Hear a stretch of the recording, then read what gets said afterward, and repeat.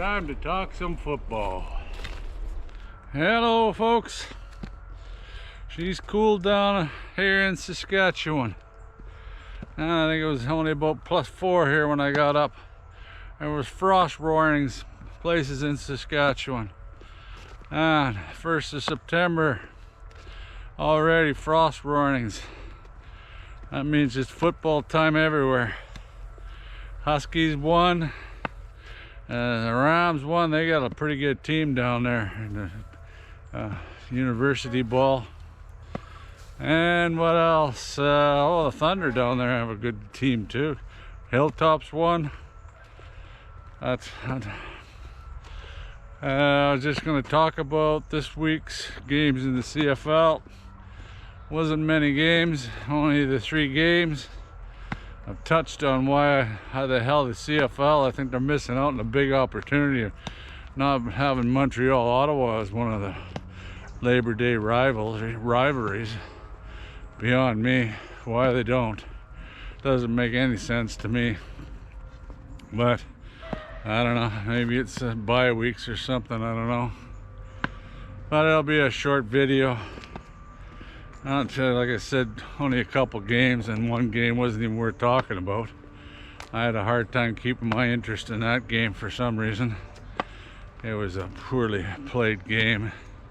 But the first game, the other game, Toronto-Hamilton, what a game and what a finish. Holy moly. I lost that game. I was going to take Toronto and didn't, again, stupidity. I just can't believe how Arbuckle's playing. He's playing a hell of a lot better than he has in the past. He's lighting up the league, actually. And I'm happy for him, but man, ever since the Grey Cup game, he's caught in the confidence and playing a lot better. I knew right off the bat, I said to Ruffer Gal, I said Toronto's going to win this one.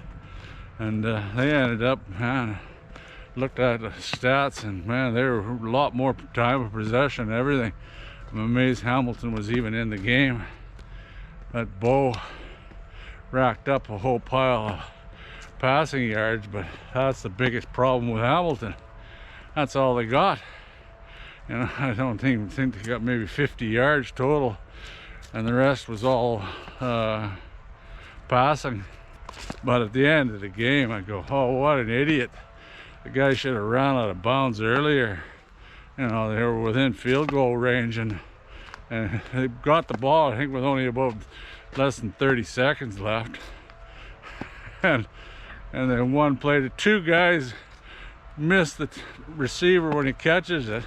Would have been game over with it right then if they had caught him. Mind you, I think he might have been field goal range, but then he took off and tried to get in the end zone, and miracles of miracles, 1 second left, he steps out of bounds. And it was shown on the clock. It was a good call by the CFL. They had clock that ran out, but they reviewed it, and there's one I agree with Harry. Called that one good. Way to go, CFL. I'm gonna make a video here. Might start a series of things that piss me off, plays that piss me off in the CFL. Every week I get a lot of complaints. I know I'm a complainer, but I don't care. I just want the league to be the best it can be. I know officials can miss calls and stuff like that, but that's the only way you're gonna get better if people complain about it. You won't get change unless there is people in the league that complain about things, and that's how things get done.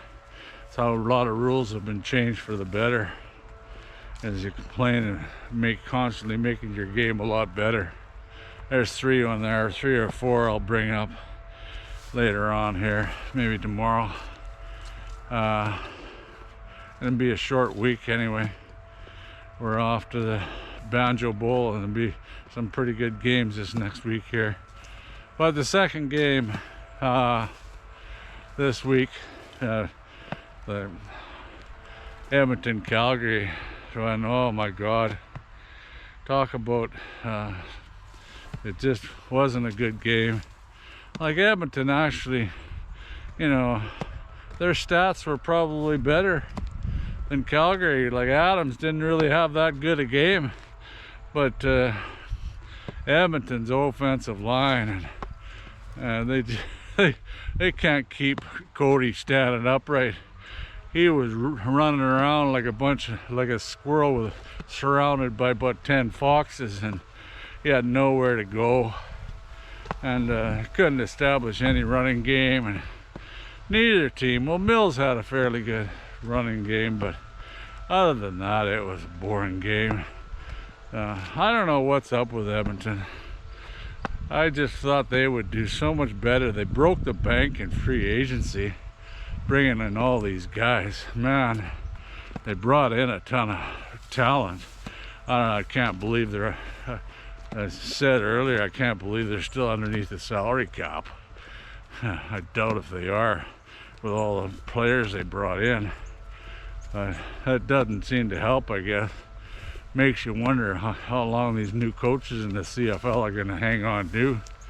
You know, Edmonton's new coach and Pierce out of BC, they're not doing much better. You might argue that BC's got one of the worst defenses in the league. But, you know, how long is they gonna, I don't know how long contract they signed for, but they're not doing good. Could be some movement in the coaching for sure. Like even Bobby Dice in Ottawa. Maybe bring Dice in here when we bring him into Sask when we play Calgary. He seems to be able to know how to beat Calgary, but other than that, they've been wish-washy too. What else was I going to talk about in that? Oh, Edmonton. They lost a lot of guys that game too. They had guys going down left and right. That's not going to help. The rematch. I'll be taking Calgary in that one. Like that Cresno went down. I can't remember which other ones, but there was a few went down. And you know, you wonder if maybe they've got to change the quarterback again or something.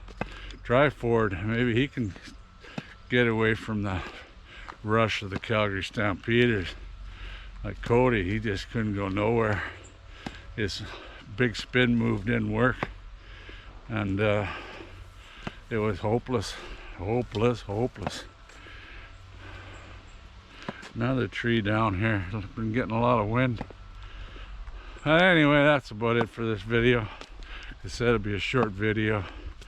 I'll make that video about plays that pissed me off, and we'll make one for the picks here next week. 4 games, going to be some interesting picks, I believe. We'll soon see.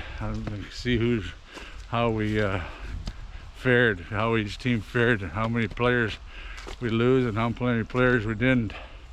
Makes a big difference who you lose each week. I'm not sure who the Riders lost. I'm sure there's a few bruises after that game, because that was big time hitting, boy. Some big time hitting. Boy, look at this. This big tree fell down here. Wouldn't want to be in here when that baby came down. Should have been hard on the old noggin. Anyway, till next time. Prediction 1. Go Riders, go, and let's make this Banjo Bowl a good one for us. Take care, y'all.